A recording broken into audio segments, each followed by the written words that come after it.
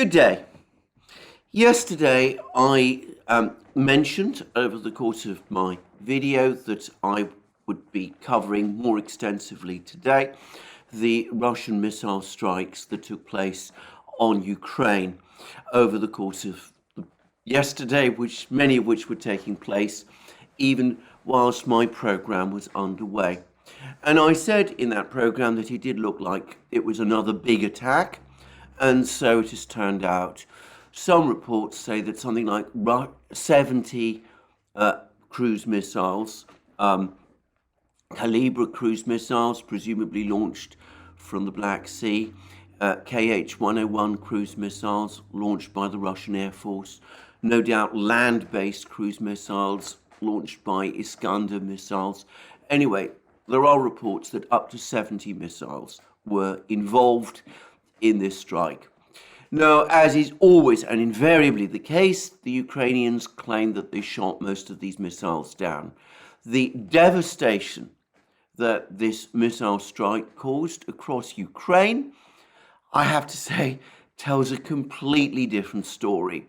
But before I talk about that, I should say that there's also now some evidence that the first use, or at least the first recorded use that I'm aware of some of the new American surface-to-air missiles that have been provided to Ukraine. The first recorded use of these missiles also took place yesterday. And as far as I can see, they proved no more effective than the missiles that Ukraine already has.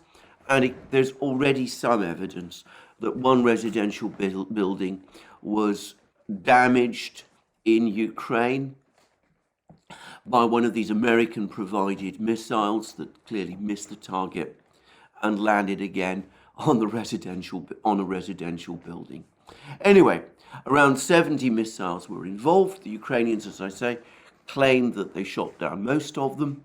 The reality seems to be that the majority of these missiles, the Russians like to claim all of them. How can one say one way or the other? But the majority of them do appear to have reached their targets. And according to Zelensky himself, something like 50% of the Ukraine's entire electricity output was down. Ukraine's nuclear power plants, those that are still under Ukrainian control, 3 of them, had to be disconnected from the Ukrainian electricity grid because of the extent of disruptions across the entire system. And as of the moment of speaking, the mayor of Kiev, Mr. Klitschko, says that 70% of Kiev is still without power. I've also heard reports that the whole of Kharkiv remains without power, and apparently other places across Ukraine have also been badly affected, though interestingly Lviv in western Ukraine does appear to have its power back up again. And there's also reports that there's been major problems with the water system. There's been pictures of people in Kiev queuing to get fresh water.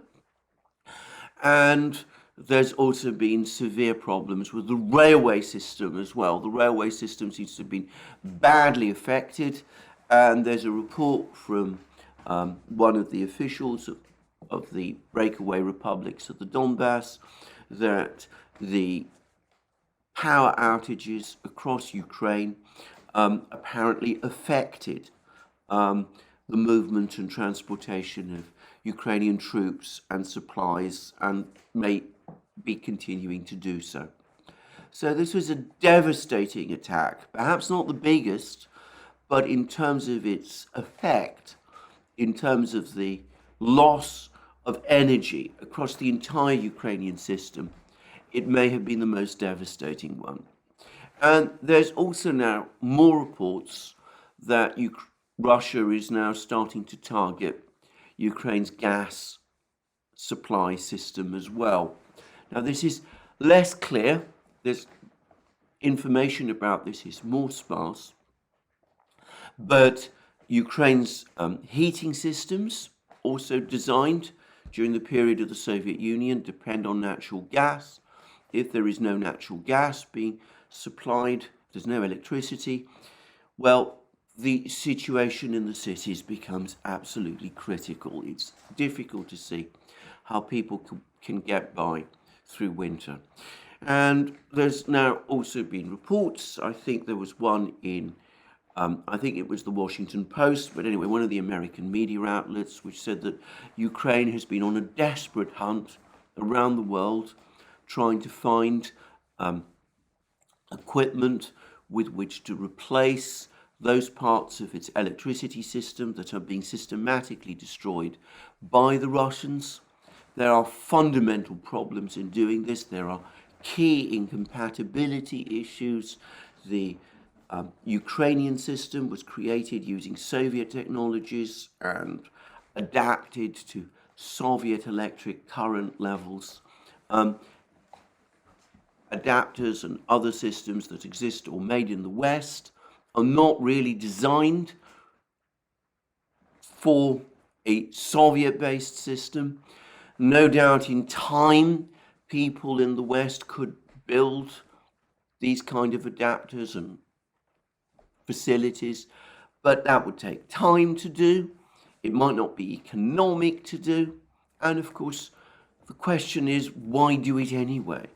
Given that within a few days, any systems installed to replace damaged or destroyed systems are themselves destroyed by the next round of Russian missile attacks. And as has been pointed out by several people now, the effect of these strikes is cumulative. With every single strike, missile strike that takes place, drone strike that follows, the effect on the Ukrainian energy system gets greater, the degradation of the Ukrainian system increases, and that clearly is the Russian plan. And I would say that we are starting increasingly to see signs that the Ukrainian energy system, electricity system, formerly unified, is now starting to fragment, that we're having islands like in Lvov, where power continues to be provided, and other places like Kharkiv where it's not. And this is creating tensions, social tensions, between different parts of Ukraine. I'm starting to see, by the way, for the first time, increasing amounts of film in which people complain in Ukraine about the whole war. And in some cases, I have to say, that has provoked arguments, and more than just arguments, on the streets between people. But I'm not going to touch on those because I don't particularly want to highlight incidents involving any individual people. And I'm always concerned that some of these videos may not show exactly what they're supposed to. There's always the possibility that things are staged. Anyway, there we go. So, a major strike. There will no doubt be another one fairly soon. The British Ministry of Defence has been chortling about the fact that there have not been uranium-2 drone strikes for some time. It's assuming, I think unwisely, that the Russians have run out of uranium-2 drones. We've heard that all before. I think much more plausibly what's happening is that the Russians are quietly cranking up production of these drones, and that they will be launching much bigger strikes with these drones now that they've worked out the effective method of their use. We had an interval where there were fewer missile strikes, and I can remember people in the West also talking about how the Russians had run out of missiles, and then of course the missiles struck with a vengeance. I'm going to say my own opinion that the way in which the Russians are carrying out these missile strikes, and drone strikes as well, it's a cat and mouse game. The Russians know exactly what they're doing. They're calibrating this all very, very carefully, and they know exactly how to go about it to achieve the maximum effect with the minimum means. And since I'm talking about means, we've now also had more pictures of Dmitry Medvedev, the deputy chair of Russia's Security Council, the man who seems to have some kind of overall supervisory role over Russian military arms production. And he was seen touring a factory, shown various missiles. And of course, he talked about the fact that people who assume that the Russians are running out of these things, these precision long-range missiles, that they're simply engaging in wishful thinking, and that the Russians can just go on doing this for as long as they want to. And I am sure this is true. I should say that I've also been receiving more and more emails purportedly from Russia, from various people talking to me about that vexed topic of microchip production in Russia. And people who claim that they know about Russian production of microchips, and as I've said, they've said some of these reports have claimed that Rostec at least is producing microchips at a very high level. I mean, very powerful microchips indeed, perhaps not quite as powerful as those in Taiwan and South Korea, but at least of, the similar sort of level of effectiveness. I've even received some emails. I got one today from someone, and I'm not going to say who it is, who has told me that his own company is now involved in microchip production in Russia, and that it's doing so for the military. I can't verify any of these claims. I've no reason to believe that these people who are writing to me about these matters are telling me the truth. But as I said, I can't verify these claims. All I would say is that everything seems to me to be consistent with Russia having no problems with microchips. And as a number of people have pointed out, the type of microchips used even in the most advanced weapon systems tend to be not the most advanced microchips of all. So I don't think that all of these expectations that Russia is going to run out of microchips, Russia is going to run out of technology, Russia is going to run out of industrial facilities, that its missile production is going to stop, that its drone production is going to stop, that its tank production or its artillery shell production is going to run out. I don't get the sense that any of that is true. And of course, just a few days ago, we got reports that the Russian aircraft industry has delivered 2 further large batches of Su-34 fighter bombers and Su-30 fighter jets to the Russian Air Force. And as I also reported a little while back, just a few days ago, the Russian Ministry of Defense has now placed an order for dozens of Zircon hypersonic missiles, which presumably use very advanced microchips indeed. So I don't see any reason to think that this missile offensive is going to slow down. And as we've seen, these air defenses that the Western powers have been supplying to Ukraine, they're not proving particularly effective. And I've discussed in the past why air defense has anyway never been a matter of great priority for the Western powers in any event. There's one other clue, by the way, that may suggest that this issue of microchip production in Russia might be different from popular, or at least Western, expectations of it. And that is that Samsung, which is one of the two big producers at the very top end of microchips, Taiwan being the other, but Samsung seems to be taking its first very tentative steps towards re-entering the Russian market. Now, I say that Samsung has issued a statement today denying that it has made a decision. But there are some indications that it might be starting to move in that direction.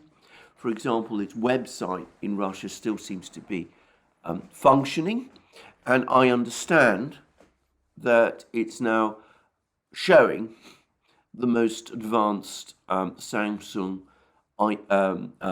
mobile phone products in a way that implies that they will soon be on sale in Russia through proper Samsung retailers. Whilst I'm on that topic, by the way, I should say that iPhones apparently are very much on sale in Russia. It's not apparently difficult to get them, to buy them, and apparently there isn't even very much of a markup either. But I presume that this is being done through all kinds of complex routes. Apple officially, as far as I know, is not present in Russia anymore. Though, for all I know, again, it might be, looking the other way as its products find their way into the Russian market. But in Samsung's case, it seems that they are indeed perhaps considering a re-entry into the Russian market. Now, there would be a number of reasons for this. The West is going into severe recession. I'm going to come to that in a moment. Sales of Samsung phones in Europe will no doubt fall. As I said, I'm going to discuss that aspect of things soon. And Russia, by contrast, appears to be coming out of recession. There's some indications that the fall in purchases, that the decline in demand in Russia has bottomed out amongst consumers, and that consumers are now once again buying things.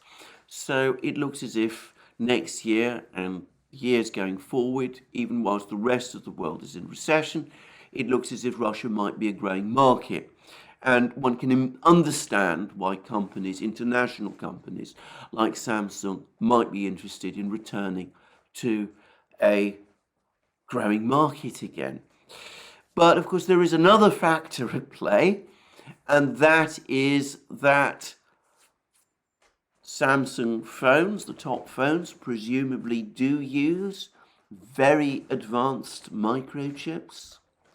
There might have been a concern that if they found their way into Russia, then, the Russians would just take these things apart and yank out the microchips and insert them in their missiles. After all, people were saying that was what they were doing with washing machines. I never took any of that seriously myself. But if the Russians are making their own advanced microchips for their missiles, well, perhaps Samsung can simply point that out to the American authorities and saying that this whole exercise in sanctions is an act of futility, because the Russians have no need to yank microchips out of Samsung phones, because they have more than enough microchips for their needs themselves.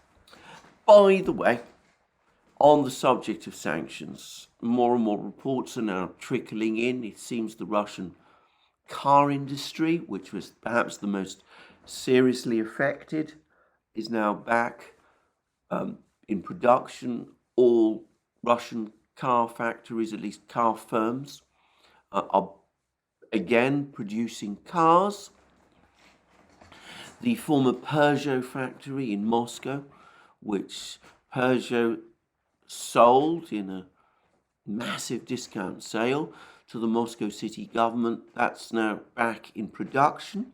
It's producing cars that are being sold in Russia under the old historic Soviet Mercouris brand, which we all remember from the Soviet period, though the cars look completely different. And as, by the way, has been pointed out by another number of people, the cars that are rolling off these former Peugeot assembly lines, the Mercouris assembly lines in Moscow, do seem to bear a striking resemblance to certain Chinese car models.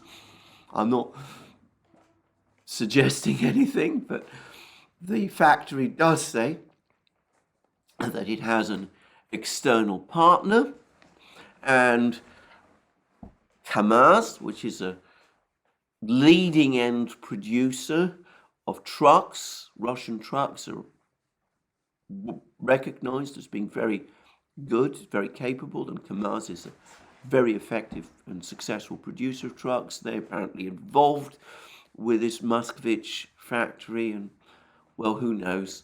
No doubt there is this external partner, and this partner might be Chinese. But the fact is, one way or the other, cars are being manufactured in Russia again, and volumes are starting to grow.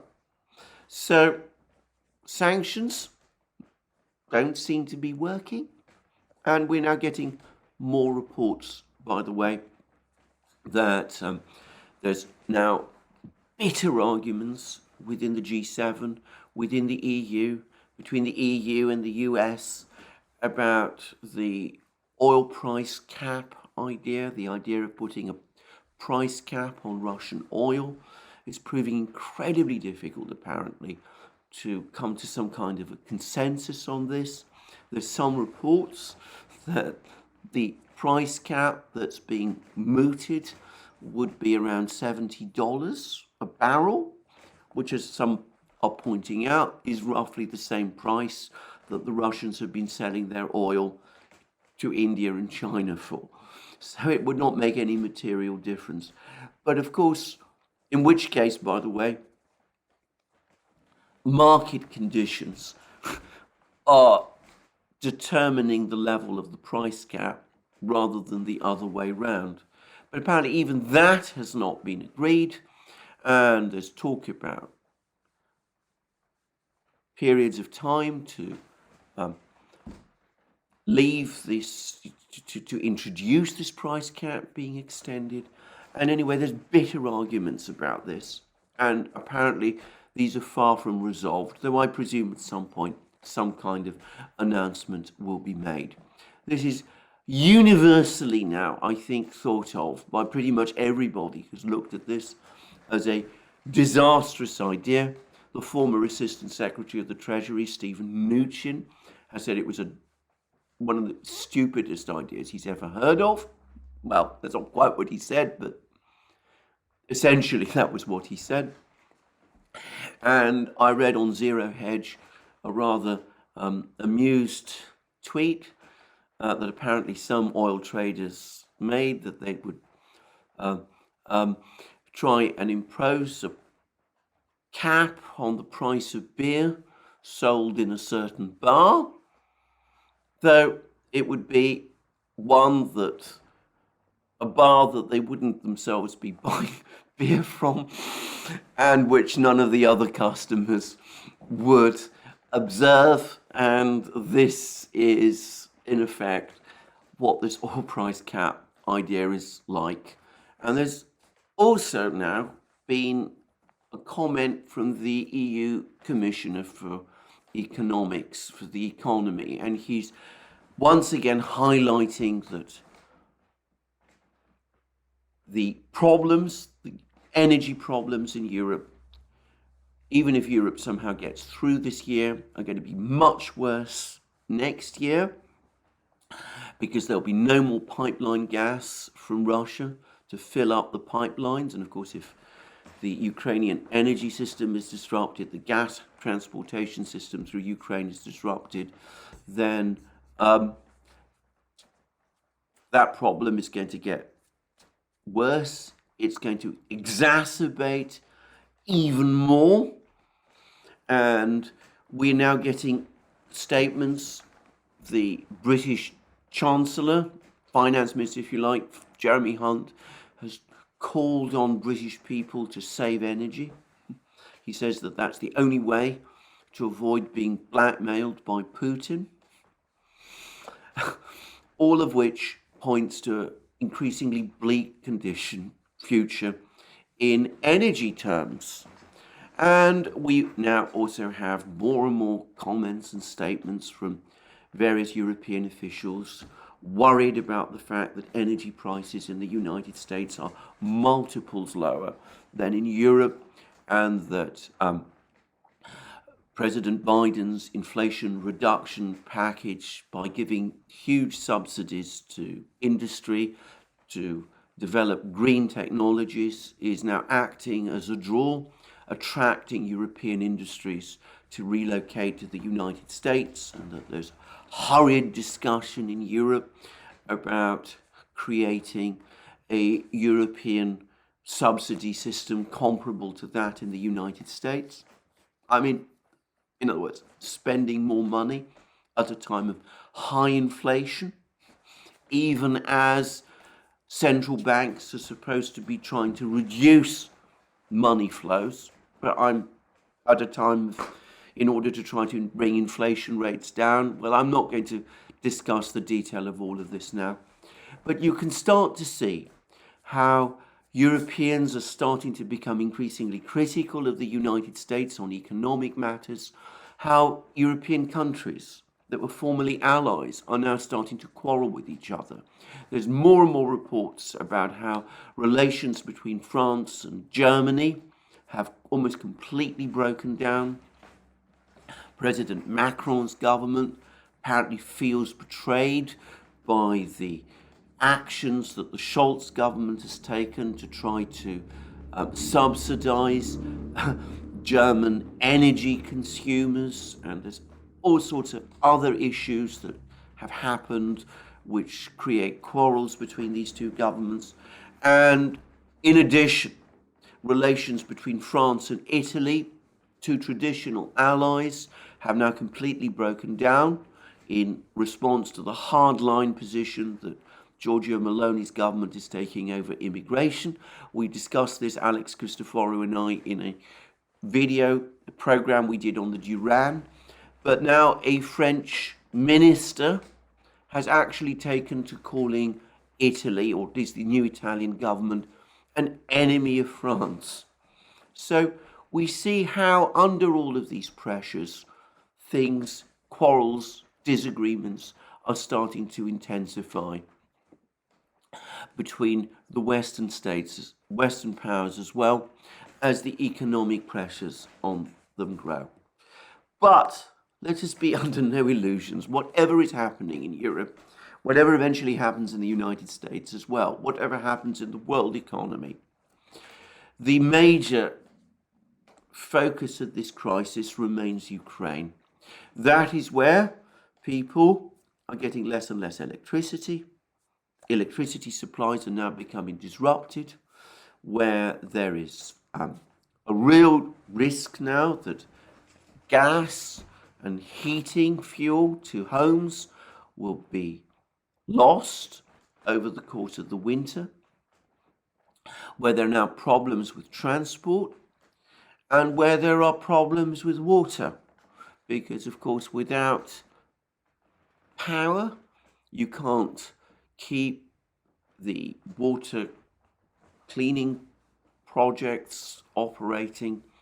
People are going to have more and more problems getting fresh water. Now, I have to say, all of this is pretty harrowing, and one senses that a humanitarian catastrophe, on top of all of the other problems, is starting to develop in Ukraine itself. And I've discussed in the past how energy systems in Eastern Europe are all interconnected with each other. Moldova was severely affected by the Russian missile strikes on Ukraine yesterday. There was a period of time when Moldova was completely without electric power. That, by the way, has now been restored. But eventually, as the energy system in Ukraine starts to break down, I suspect we're going to start to see problems start to extend eastwards, problems with energy supply. And the reason for this isn't actually that complicated. It goes back again to the era of the Soviet Union. The Soviet Union built up its energy system in cooperation, if you like, with its East European allies, with whom it was tied, it was linked through the system known as the Council for Mutual Economic Assistance, Comecon as it was called in the West. And one of the results of this was that the energy system in a place like Ukraine, on the Soviet Union's western border, was developed in parallel with those in Eastern Europe, with the expectation that, of course, energy flows, electricity flows would happen from the Soviet Union to Eastern Europe. And by the way, there must have been, I've no doubt about this, a political dimension to this matter. It was partly a way, I suppose, that the Soviets felt that they could exercise influence over their East European allies. They could always threaten to switch off the electricity supply, though in fact, to my knowledge, that never happened. But anyway, putting all that aside, as the Ukrainian energy system slowly breaks down, well, we see how Moldova is already affected. Moldova, of course, was another constituent republic of the Soviet Union, and it's highly likely that before long, other East European states further west will become affected as well. Now, I'm going to say here a point which I've made before. The Russians, when they started their special military operation back in February, didn't want to go down this route. They spoke about the fact that they were not going to attack civilian infrastructure. The Russians did not launch huge missile strikes across Ukraine. They didn't try to paralyze the transportation the transportation system, the energy system, the internet, the mobile phone networks, all of which are now being affected. But initially, they didn't do any of these things. And I remember reading many reports at the time from Western officials, incredulous that the Russians weren't doing this, and speculating that the Russians weren't doing this because they couldn't, that they didn't have the missiles, and that they didn't have the reach and ability to do these kind of shock and awe tactics on Ukraine, which, of course, is a big country, much bigger than Iraq, far more difficult to do there. But anyway, that the Russians couldn't match the kind of striking power that the Western powers have. Well, we see that the Russians do have that. In fact, they have it to a greater extent than the Western powers do. Because, as I've said, Ukraine is a much bigger country, and the Russians have already apparently used far more missiles in Ukraine than the United States itself would be able to do at current production levels of missiles in the United States, and taking into account current missile stocks in the United States. So it was not because the Russians lacked the capability, but they chose not to do this because they still hoped at that time that this would be a short war, that they would be able to negotiate a settlement with Ukraine quickly. And of course, at the end of March, they appeared through the talks in Istanbul to come very close to the point of doing so. Well, we see now how the decision to prolong the war is changing the entire Russian calculus. It's, I say, the decision to prolong the war, the decision by the Western powers back in March and April to prolong the war by persuading Ukraine to take back all its concessions, all the concessions it made in Istanbul, how the Russian calculus is changing. Because now, of course, they are attacking the infrastructure, Ukraine's infrastructure. And they're doing that in a systematic and methodical way, and in a way that will risk, ultimately will cause a humanitarian catastrophe. If it is continued with, as looks almost certain to me. And this, whatever moral feelings you have, whatever criticisms you make of any side, this, as I said previously, is the inevitable dynamic of war. The imperative to achieve victory, the even greater imperative to avoid defeat, means that there is an inevitable pressure to escalate.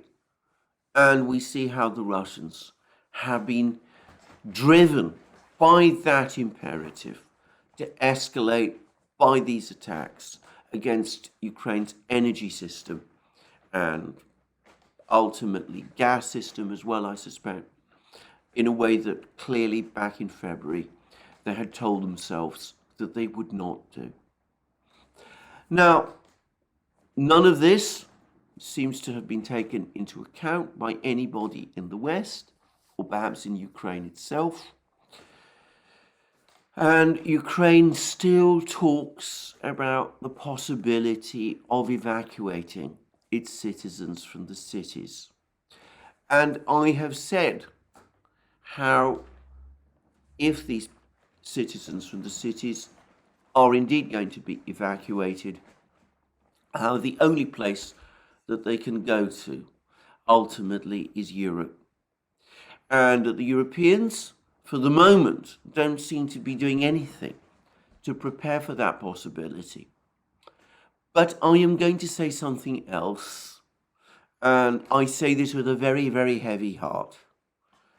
If Ukraine is indeed considering an evacuation of the people from its cities, then given the direction that this energy war is taking, given the fact that Western supplies of air defense systems is clearly inadequate to deal with this Russian missile offensive, then perhaps Ukraine should start planning about doing that sooner rather than later, and should be discussing that with the European powers, and that there should be summit meetings and discussions with the European powers to do that soon.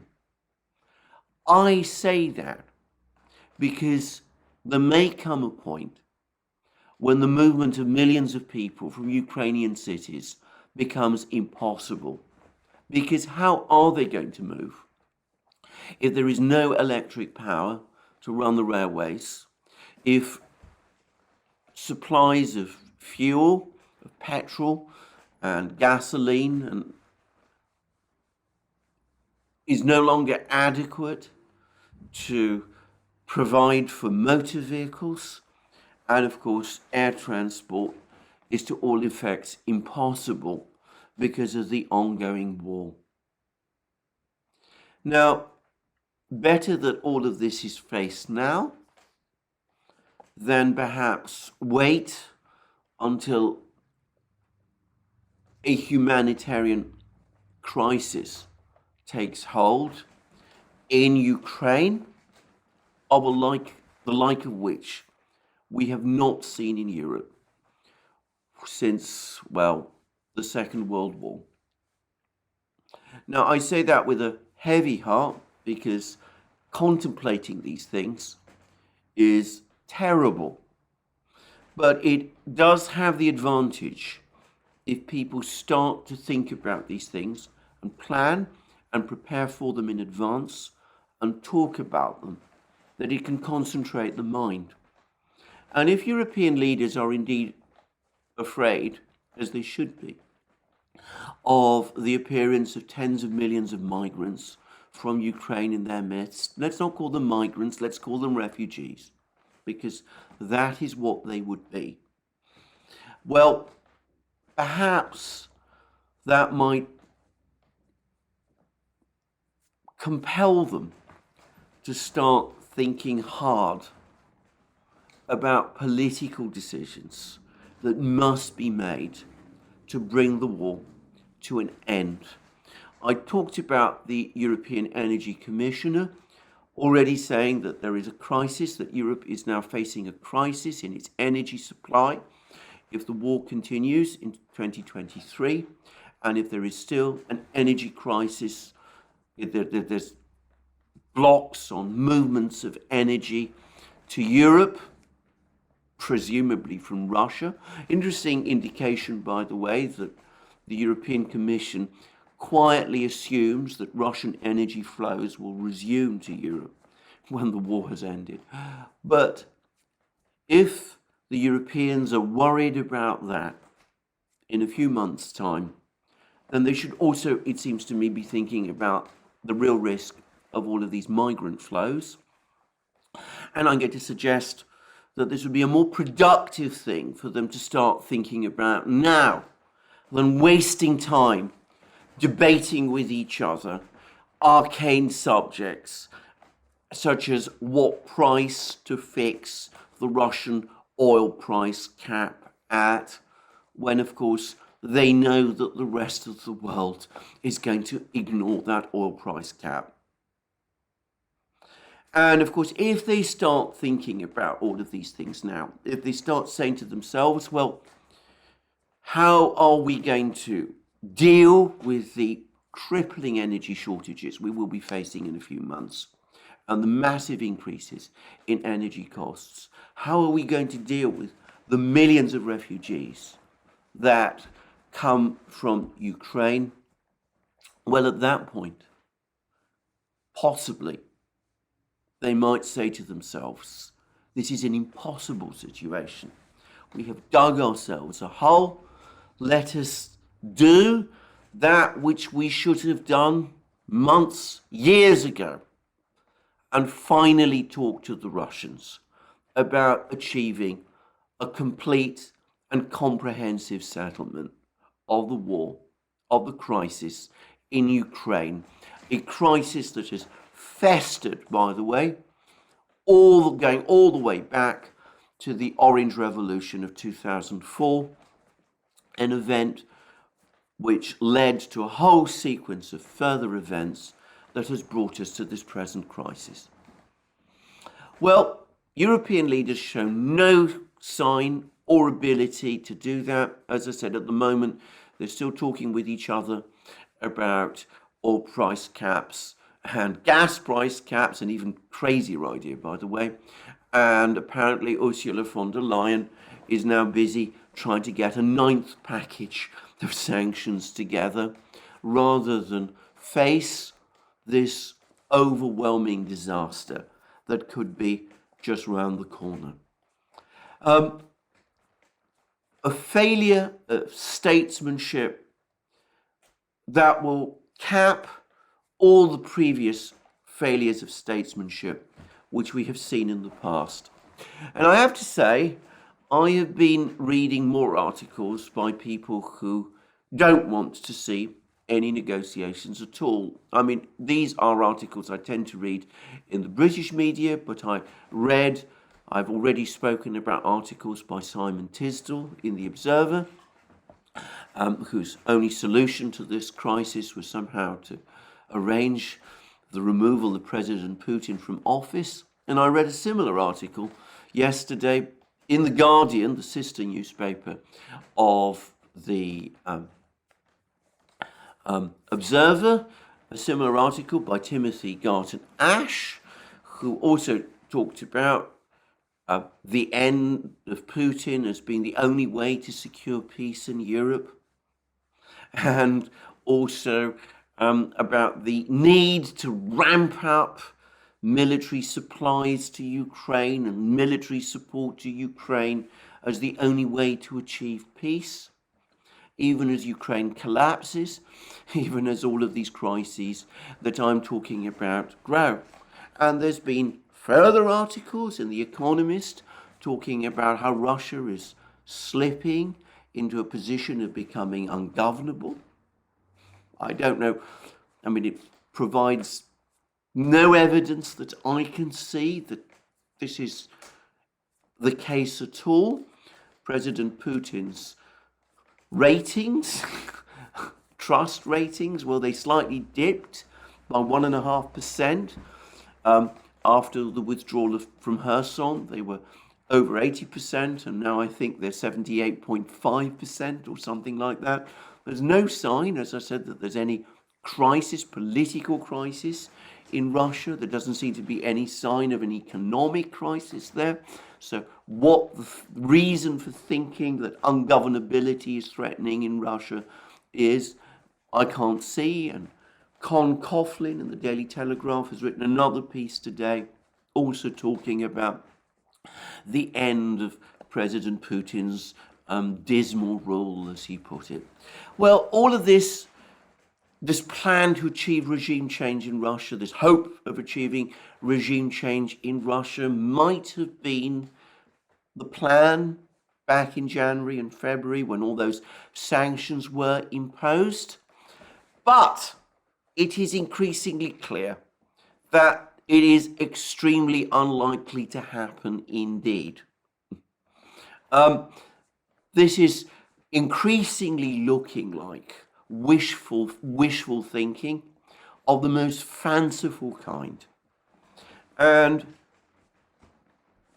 one has to set that against the realities that I've just been talking about. A collapsing Ukrainian economic system, a humanitarian crisis in Ukraine, crippling energy shortages across Europe, an implosion of the political system and perhaps the economic system in Europe if tens of millions of refugees start to come to Europe from Ukraine. And if that doesn't happen, if the European leaders refuse to permit that because they won't allow refugees to come and they won't negotiate with the Russians to avoid having those refugees come, perhaps a humanitarian crisis in Ukraine of a sort, as I said, that we haven't seen since the end of the Second World War. All of that coming on top of a military debacle as well. Now, I haven't talked much about the military situation on the front lines today.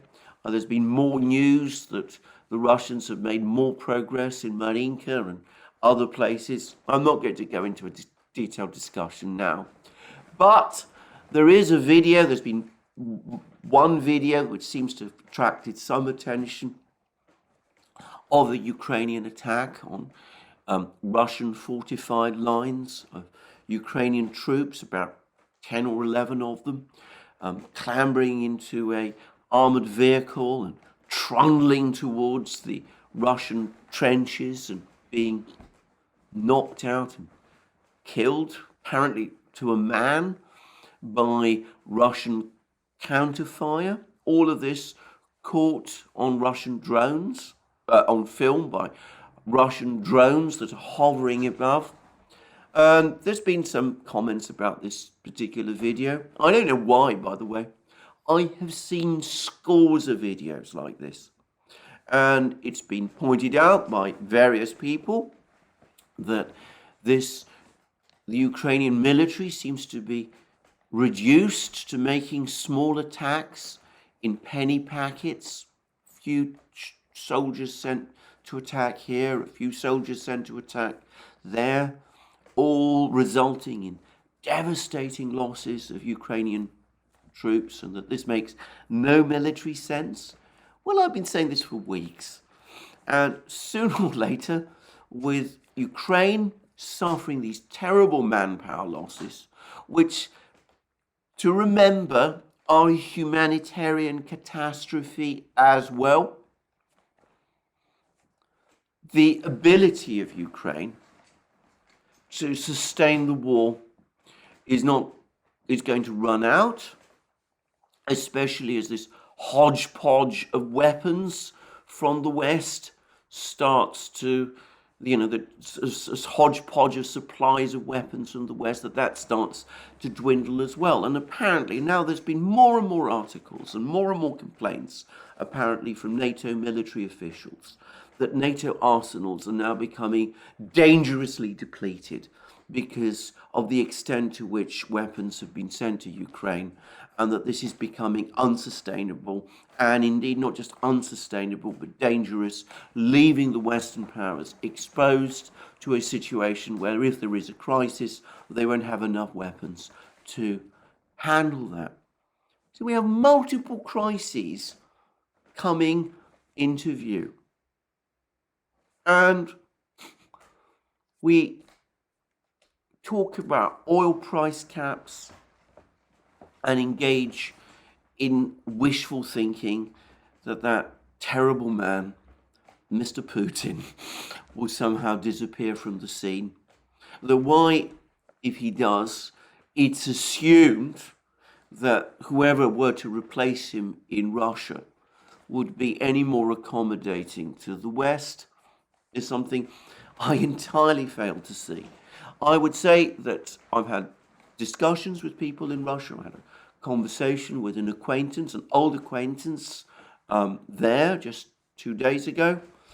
My sense of the mood in Russia is that the popular mood in Russia is that far from people being more accommodating, wanting to see an end to the war, all of the criticism, all the weight of criticism against the Russian authorities is that they are pulling their punches, they're being pusillanimous, and that the feeling in Russia is that Russia should be taking an even harder line than it is taking at the moment. Now,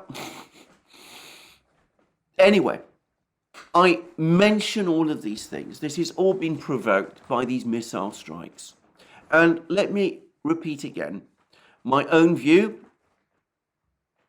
taken ultimately from John Helmer, that this is all cumulative, that it's all going to lead to eventually a major missile attack combined with the kind of military offensive operation that I discussed a day or so ago when I discussed Lieutenant Colonel Daniel Davis's ideas. I said that this is not what I expect the Russians to do. I expect a more attrition-minded war to be pursued by the Russians, but I expect devastating missile attacks, a collapse of the energy system, and I also personally believe that at some point the Russians are also going to target the Dnieper bridges, cutting off, in effect, most of Ukraine's army located in the east from whatever remaining chances there might be for resupply.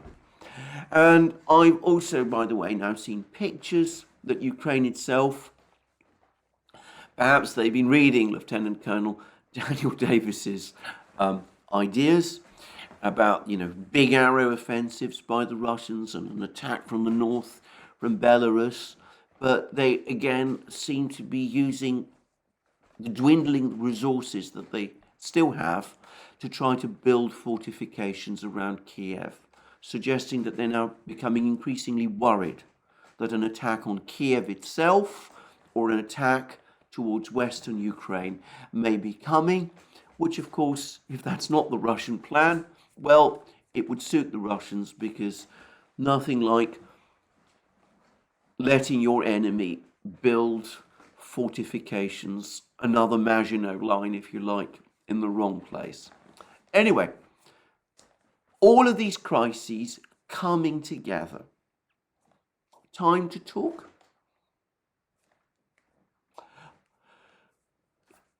Eve Smith In Naked Capitalism, one of the most astute commentators has pointed out that whatever talk there was of diplomacy a couple of days ago, that seems to have vanished into the sand.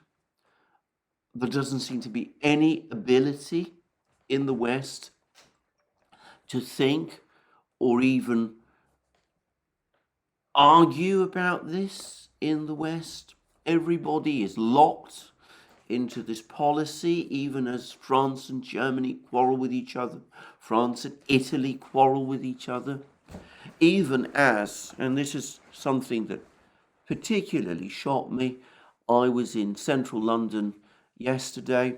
I was on Piccadilly, one of the most expensive, richest streets in the world, and I was astonished at the signs of economic distress that I saw there.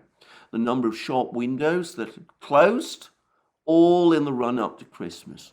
I mean, I was astonished to see at the conditions in the streets at that time. Well, all of that, and there seems to be no ability to think outside the box. There was a curious article in The Spectator, another British magazine, which seemed to talk about the Russians and the Chinese, the Americans and the Chinese talking about Ukraine to each other. I read the article carefully. It all seemed to me to be based on entirely wrong assumptions about the relationship between China and Russia. And there was absolutely no sourcing that seemed to me to support any of its conclusions. Ultimately, the person the Western powers need to talk to is President Putin and his government. And the sooner they come to acknowledge that truth, the better. I'm going to finish this program, which has almost run to an hour, by briefly saying that there's been a very, very long report about Afghanistan and about the American debacle there.